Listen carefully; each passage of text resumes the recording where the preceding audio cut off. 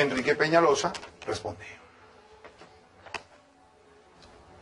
Ahora también hay que trabajar en la seguridad urbana, hay que darle la misma importancia a la seguridad urbana que ha tenido la seguridad democrática.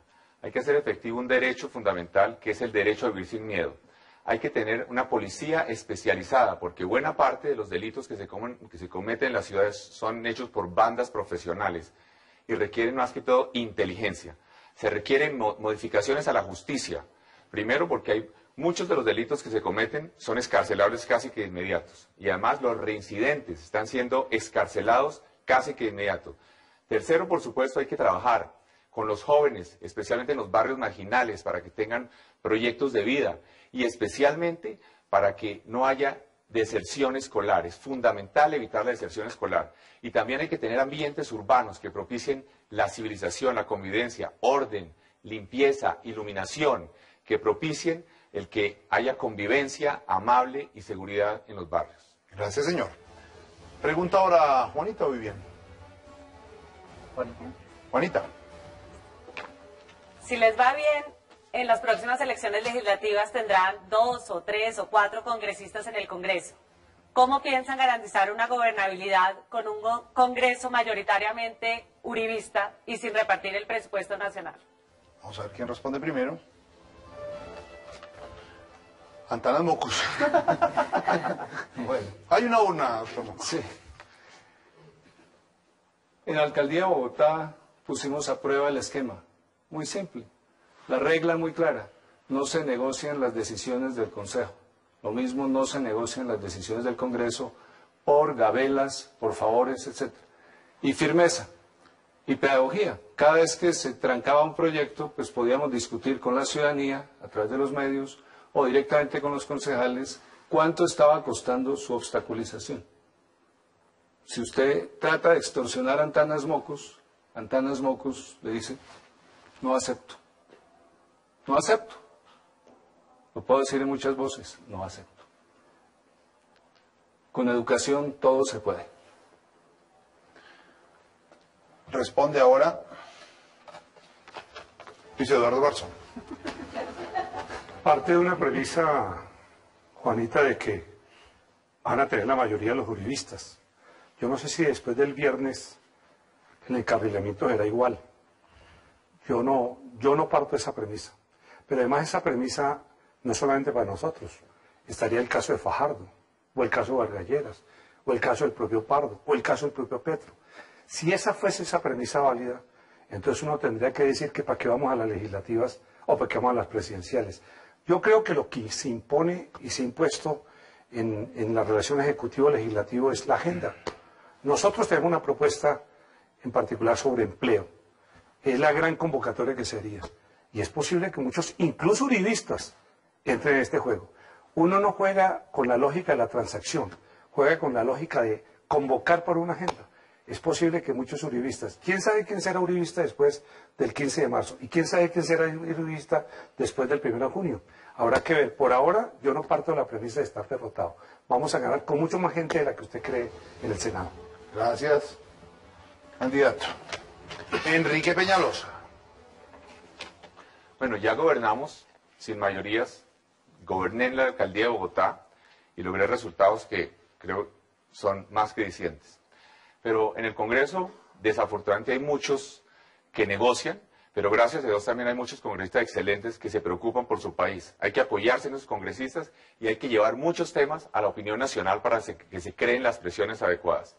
Creo, sin embargo, que es tan grave el tema de la negociación en el Congreso y las mañas que se vienen enquistando, que hay que hacer una reforma política con base en un referendo hacia el futuro. Una reforma que, por ejemplo, lleva a que los congresistas solamente puedan estar 2 periodos consecutivos. Este es algún cambio que se necesita por lo menos por unos 50 años. Para que logremos realmente cambiar el Congreso, le abramos paso a toda una serie de ciudadanos nuevos y acabemos con muchas de las malas mañas que hay en el Congreso. Doctora Vivian, su pregunta para los 3 candidatos. Doctor Peñalosa, doctor Mocus, doctor Garzón, en el informe que Human Rights Watch rindió a comienzos de este mes sobre los herederos del paramilitarismo, alerta sobre lo que ya se ha empezado a evidenciar, y es una alianza, por primera vez en la historia colombiana, de todos los actores ilegales. Es un sindicato de ex paramilitares, FARC, helenos, bandas criminales urbanas, congregados por el fenómeno del narcotráfico. ¿Cuál sería su estrategia de Estado para combatir este fenómeno que seguramente será el más grave de los problemas que enfrentará el próximo gobierno? Responde. Bueno, Enrique Peñalosa. De hecho ya, tanto la guerrilla como los paramilitares desde hace muchos años se dedican al narcotráfico. Y esta es una alianza que ya se ha venido concretando en muchos sectores del país. De manera que lo que hay que, estos tipos de alianzas además también demuestran debilidad, demuestran que están débiles, que los han venido golpeando. Hay que seguir golpeándolos con fuerzas, hay que crear una fuerza élite, posiblemente hay que crear jurisdicciones especiales de jueces que puedan ser protegidos de manera especial para atender este tema del crimen organizado. Pero claramente el país tiene claro desde hace rato que su principal desafío, y la democracia colombiana su principal desafío lo tiene en el crimen organizado, ya sea un crimen político de la guerrilla, del narcotráfico, de los paramilitares.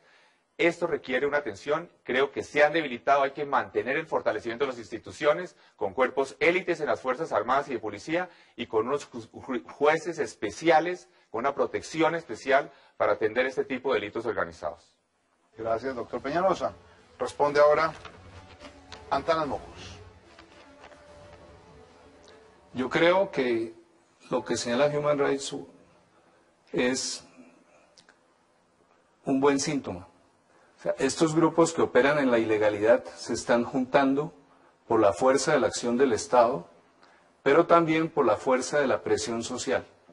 El 4 de febrero del 2008 es inolvidable y es tan importante como las proezas de los militares. Es arrinconar, es derrotar, en ese caso claramente las FARC y muy especialmente el uso del secuestro por parte de las FARC. Los colombianos debemos darnos el lujo de una discusión muy franca sobre el narcotráfico, porque lo que pasó en los últimos 5 o 6 años fue cierta conestación del narcotráfico con tal de que el narcotráfico se uniera y peleara contra las FARC. Era peleemos con los enemigos de a poquitos, primero escojamos unos y seamos un poco complacientes, por lo menos con las autodefensas. Y concluye en 10 segundos, doctor Mocus. Yo creo que si los colombianos discutimos francamente las consecuencias del narcotráfico, construiremos anticuerpos culturales, morales, de rechazo al narcotráfico. El norte de Ecuador no tiene casi parcelas de coca. Colombia, sin tener instituciones mucho mejores o peores, está llena, está perforada de parcelas. Seamos como los ecuatorianos, rechacemos el narcotráfico culturalmente. Gracias, señor. Luis Eduardo Garzón, su turno. A la unidad de los ilegales se tiene que mover la unidad de los legales. Y algo que pasó en estos cuatrenios, sobre todo, yo no sé si los últimos 8 años, es que el gobierno del presidente nos dividió a los legales entre uribistas, antiuribistas, entre buenos y malos, según la óptica del gobierno.